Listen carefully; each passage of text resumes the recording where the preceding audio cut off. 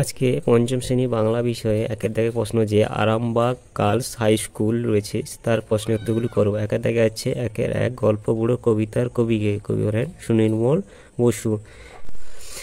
একের দুই বুনো হাঁস গল্পে জোয়ানদের ঘাঁটি কোথায় ছিল? ভারতের লাদাখের বরফে ঢাকা একটি নির্জন জায়গাতে। হাবু কোথায় গিয়ে নালিশ জানিয়েছিল? থানায়। ডুলং সুবর্ণরেখা নামগুলি কিসের? নদীর নাম। বিমলা ছোট ভাইয়ের নাম কি? অবনী। লিভিংস্টোন কোন জায়গায় মানুষ ছিলেন? স্কটল্যান্ড।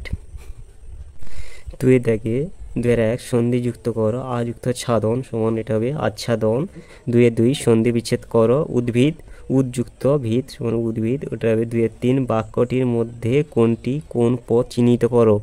তুমি তো বললে কথাটা, এটা হবে তুমি হচ্ছে সর্বনাম, বললে হবে এটা হবে ক্রিয়া। তিনের দাগে তিনের এক দুটো বুনো হাঁস দল ছুট হয়েছিল কেন?